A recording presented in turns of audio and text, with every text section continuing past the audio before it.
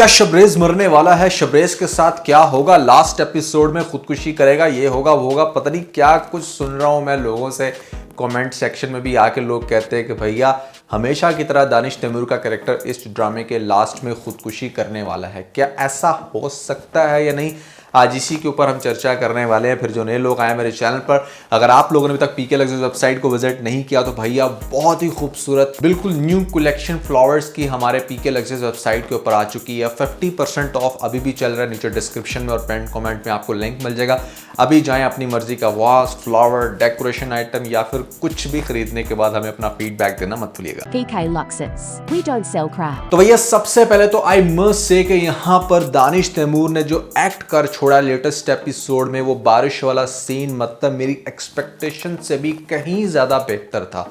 बहुत ही कमाल का एक्ट किया और जिस तरह से एक वेरिएशन दिखाई जाती है ना उसके कैरेक्टर के अंदर के, एकदम से वो जज्बाती हो रहा है, एकदम से गुस्सा कर रहा है, दूसरे ही लम्हे उसको दिखाया जा रहा है कि वो माफ़ी मांग के कह रहा है कि प्लीज़ मुझे माफ़ कर दें। ये जो स्वॉचेस दिखाए गए उसके बिहेवियर में, ये बहुत ही सुपर्ब लगे। यहाँ पर बिल्कुल एक्सपोज करता है उसके कैरेक्टर को कि कैसे जब इंसान बहुत जुनूनियत की हद में होता है तो किस तरह से फ्लक्चुएशंस हो रही होती है उसकी बातों में। तो वो सभी सीन्स बहुत कमाल के थे। खास तौर पे वो वाला सीन जहां पर हमारा शबरेज कहता है अंकल को, समझिए आपको, मतलब ये वाला जो सीन था ना, इसका एक अपना ही स्वैग था। मैंने तकरीबन 2 से 3 दफ़ा रिपीटेडली इस सीन को देखा और ओवरऑल बहुत ही कमाल की एपिसोड थी। लेटेस्ट एपिसोड में एटलीस्ट यहाँ पर महर को भी कुछ होता है अंदर ही अंदर के वो बंदा इतना ज़्यादा तड़प रहा है। वो अलग बात है कि अगली एपिसोड में महर बीबी कहने वाली है, मेरी जिंदगी में जितनी भी मुश्किलें आ रही है ना, सब तुम्हारी वजह से। भाई तूने क्या बर्दाश्त किया मुझे जरा बता ना, तू अब तक क्या बर्दाश्त किया सवाए पेरेंट्स ने थोड़ी सी इंसल्ट कर दी। वो बेचारा तो दर बदर की ठोकरें खा रहा है, तेरे लिए जगह जगह पर लड़ रहा है, अपने पेरेंट्स के आगे भी बहुत बुरे तरीके से बदनाम हो गया, स्टेटस भूल गया और तो और लेटेस्ट एपिसोड में उसने जेल की भी हवा खा ली। और तुम यहाँ पर कह रही हो मेरी जिंदगी में जितनी भी मुश्किलें आ रही है ना, सब तुम्हारी वजह से। तो मुझे इस बात की समझ नहीं आती कि प्यार के वादे सिर्फ एक साइड से नहीं होते हमेशा, जैसा दिखाया गया इनके केस में भी महर ने भी कुछ वादे किए होंगे। तो इतनी जल्दियां लड़कियां क्यों स्टेप बैक कर जाती हैं? टोटली अंडरस्टैंड के माशरा, सोसाइटी, फैमिली का प्रेशर, लेकिन वो तो मतलब इस केस में लड़के के ऊपर भी है ना। तो लड़की को भी चाहिए था कि साथ साथ हाँ थोड़े से हाथ पांव मारती, लेकिन उसने तो बहुत ही जल्दी अपने हथियार डाल दिए। अब सबसे ज्यादा इंटरेस्टिंग बात यह है कि इसकी अगली एपिसोड में सबसे पहले कैसे शादी होगी हमारे शबरेज से, क्योंकि ये बात तो कंफर्म है कि इसकी शादी होने वाली है। और मैं आपको पहले भी 2-3 दफ़ा बता चुका हूँ कि ये ज़बरदस्ती इसको घर से लेकर जाएगा, करेगा किडनैप, और जब शादी करने की कोशिश करेगा वो नहीं मानेगी, जिसके बाद वापस लाते हुए मतलब इसका बाप कहेगा कि अब इस घर में तुम्हारी कोई जगह नहीं, और फिर सबके सामने इसका नकाब बढ़ा दिया जाएगा, जिसके बाद डेफिनेटली यहाँ पर काफ़ी बड़ा चमाट होगा इसके पेरेंट्स के ऊपर। शबरेज की बात कर रहा हूँ, जिनको ये लगता था कि वो बड़े कामयाब हो चुके हैं अपनी स्ट्रेटजी से कि उनके घर जाकर वहाँ पर कोई भी चवल मारेंगे और मतलब इतनी आसानी से बच्चा साइड पे हो जाएगा। वैसे तो समझ इस बात की नहीं आती कि मतलब इतनी स्टेबल फैमिली से ये सारी जनरेशन दिखाई जा रही है आजकल हमारे ड्रामास के अंदर, जो अपने डिसीजन सारे खुद बड़े आराम से ले लेते हैं। तो शादी is not a big deal. I mean जिसने शादी करनी है वो ठीक है, they can go and definitely marry right away. इतनी ज्यादा मतलब मान लो कॉम्प्लिकेशंस में पड़ने की जरूरत ही नहीं है, जहां पर पता होगा कि हाँ भैया पेरेंट्स ने अपनी जगह पर अड़ ही जाना है और आपकी शादी नहीं करवानी। खैर वो एक अलग बात है। यहाँ पर अगली एपिसोड में जिस टाइम डेफिनेटली शादी करके लेकर जाएगा उस घर में, और अगली तो नहीं, हो सकता है कि उससे अगली एपिसोड 2 एपिसोड्स में ये कुछ हो सकता है कि शादी के बाद जब ये वहां उसके घर में रहेगी, जबरदस्ती इसने शादी की है या उसके पेरेंट्स ने करवाई है, तो एक तो महर बीबी भी लाइक नहीं कर रही, वो हर तरह से अपनी पूरी कोशिश कर रहा है कि हाँ वो उसको किसी तरह से कन्विंस कर सके। पेरेंट्स बहुत ही ज्यादा बुरा सलूक कर रहे हैं शबरेज के साथ भी और खास तौर पे महर के साथ भी।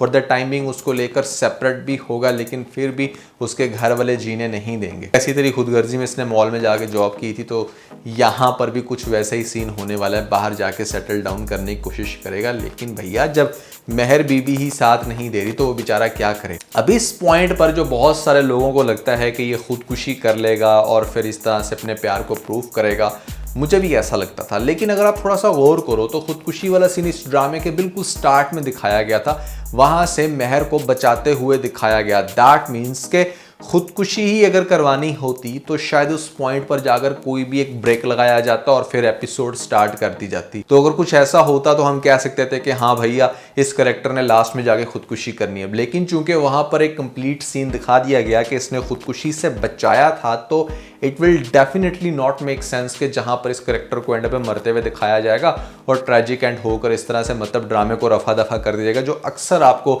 दानिश तैमूर के कुछ ड्रामों में दिखाया गया। यहाँ पर ऐसा नहीं होने वाला, क्योंकि वो फिर पर्पस सर्व नहीं होता।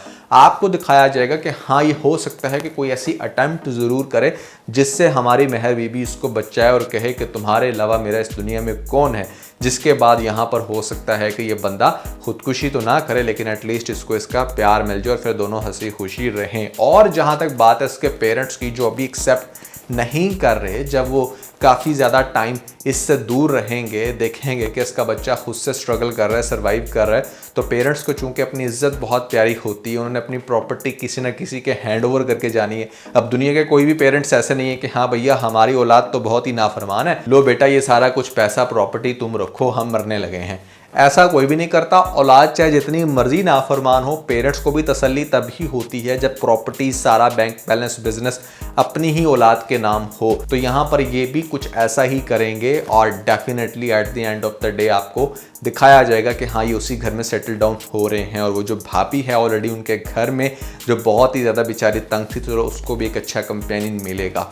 लेकिन इस सारे मामले के अंदर ये जो इसकी दिखाई गई है दोस्त की बेटी, ये बहुत ही बड़े बड़े ड्रामे करने वाली है।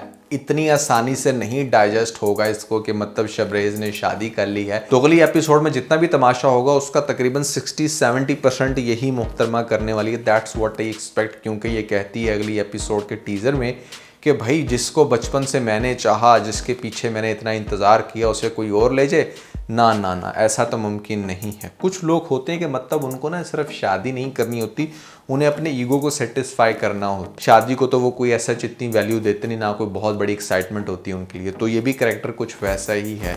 दानिश तैमूर ने लेटेस्ट एपिसोड के अंदर बहुत अच्छा एक्ट किया, बड़ी कमाल की उसकी बॉडी लैंग्वेज थी। ओवरऑल मज़ा आ रहा है इस ड्रामे को देखने का। लेटेस्ट एपिसोड थोड़ी सी बेहतर थी, लेकिन पिछली जितनी भी एपिसोड्स गुजरी हैं, इनफैक्ट इससे पहले वाली भी, वो कोई इतनी ज़्यादा इंप्रेसिव नहीं थी। और दानिश तैमूर और ख़ास तौर पे यहाँ पर जो कोमल मीर का पेयर बनाने की कोशिश की गई है, आई पर्सनली थिंक कि वो इतना ज़्यादा अच्छा नहीं लग रहा। दानिश बड़े हाइटेड हैं, थोड़ा सा एज्ड का फिलर आ रहा है इस दफ़ा। और दूसरी बात यह है कि एक बंदा आपने हाइटेड दिखाया और दूसरी बंदी आपने वो ऐड की हुई है जिसकी हाइट कम है।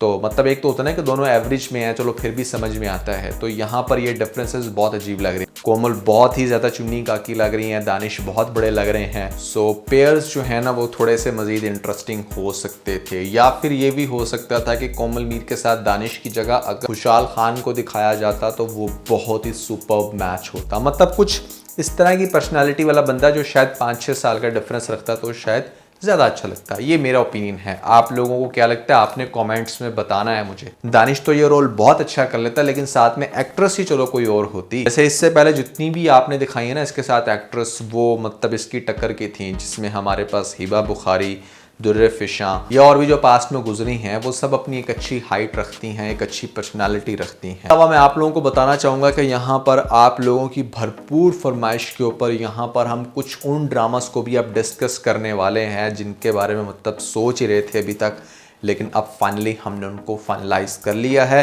एक हिंट देना चाहूँगा छोटा सा कि मतलब ये जो लिस्ट मैंने बनाई है कल, जिसमें मैंने बताया है ऐसे 5 ड्रामे जो अगले हफ्ते से स्टार्ट होने वाले हैं, उनमें से एक तो स्टार्ट हो भी चुका है। सुपर हिट ये ड्रामे होंगे और इनमें से तकरीबन हम 4 ड्रामास के ऊपर रिव्यूज करने वाले हैं। It's a big news. अगर आप लोगों ने इन ड्रामास की लिस्ट देखनी है जो कि डेफिनेटली फॉर श्योर आग लगाने वाले हैं, तो ऊपर आपको लिंक मिल जाएगा। जल्दी से लिंक पे क्लिक करके वीडियो देख के अपना फीडबैक मुझे जरूर दीजिएगा। इसके अलावा आप लोग मुझे बता सकते हैं कमेंट सेक्शन में कि नए साल में ऐसे कौन से ड्रामे हैं जिनका आपको बेताबी से इंतजार है। काफ़ी सारे तो स्टार्ट हो चुके हैं। आई बिलीव कि जितनी भी बड़ी हमारी मेन लीडिंग कास्ट थी वो इस टाइम तकरीबन सभी नए ड्रामास के साथ आ चुकी है।